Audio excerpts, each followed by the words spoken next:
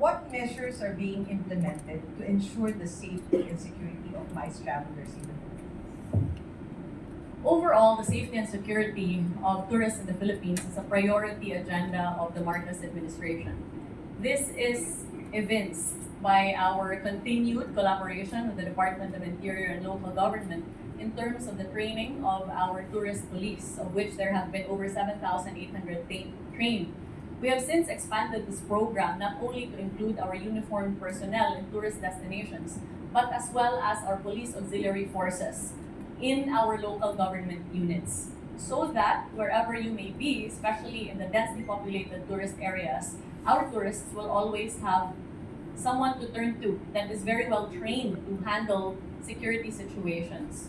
Not only that, our president's focus on maintaining peace and security has also assured that journeys across the Philippines assure safety. And in case there are any occurrences that might ensue, we have put up the Tourist Assistance Call Center, a first for the country, a number that you can call 151 Tour for any information assistance, security assistance, or medical assistance that you may have. Physically, we have also constructed infrastructure to ensure that the journey of our tourists is as convenient as possible. In that, we now have 10 tourist rest areas all over the country with at least 22 more to be constructed for 2024. I say at least because the number is growing by the day. And through these tourist rest areas, not only will our tourists have a physical building to go to while they're going from one destination to the next, but also a repository of information about the destination, a place where they can take rest, convenient amenities, restrooms, and pasalubong center for our tourists. Overall, we have made very clear that as much as we are campaigning for the world to love the Philippines, we are also working as hard as we can to make our tourists feel loved. What is the role of Paseos in boosting the Philippines' profile as an exhibition and convention destination? Thank you, Jane. Well, I'm the president of the Philippine Association of Convention and Exhibition Organizers and Suppliers, Incorporated. Jane was also a past president of the association. And really, our role is to be the eyes and the ears of government because we want to be able to work closely with government in terms of helping position the Philippines as a leading convention and exhibition destination. Right? So from the very beginning, this is a 3-decade association, and when I started my career, this association was already present, and really our role is that. No? And one of the initiatives that we recently initiated was the Philippine MICE Roadmap 2030. This was launched back in 2017, if I am not mistaken, and the role of the purpose of that MICE roadmap is to prepare the Philippines to be a leading convention and exhibition destination in Asia Pacific and the Middle East by 2030. So before the pandemic, several meetings already transpired, already happened. The technical working groups have been formed, and it was already rolling out at that time. However, we were overtaken by the pandemic.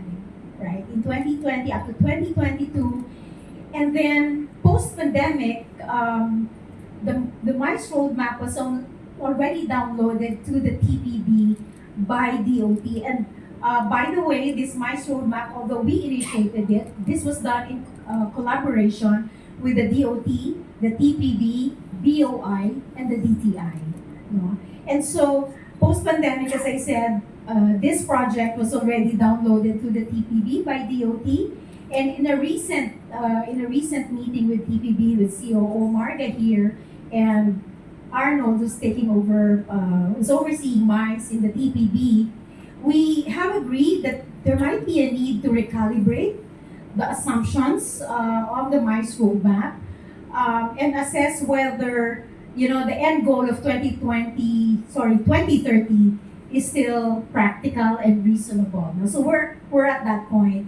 But in parallel and outside of the MICE roadmap, the Philippines has been hosting a number of thousands of international visitors and buyers, and we've been hosting a lot of exhibitions and conventions in the Philippines, in particular in NCR, no? Because most of the members of PASEOS, who are PCOs and PEOs, these are professional congress organizers and professional exhibition organizers, are based. No? So really the hub for exhibitions and conventions is really in NCR, to be practical about it.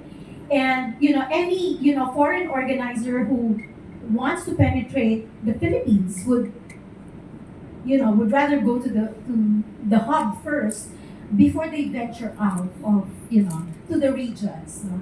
And I think that's exactly what's happening already, because of what this a number of exhibitions that we're already hosting on a regular basis. Some brands you may already be familiar with. These exhibitions are actually business events that we consider, and they attract thousands of businessmen of foreign companies exhibiting in the Philippines, wanting to penetrate the Philippine market.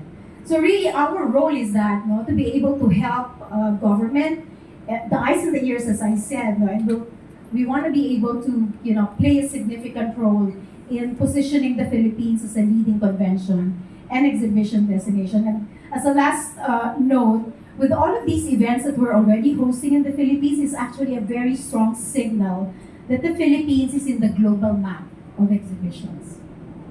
Okay. Did I answer your question? Yes. Very, very well answered. Our line.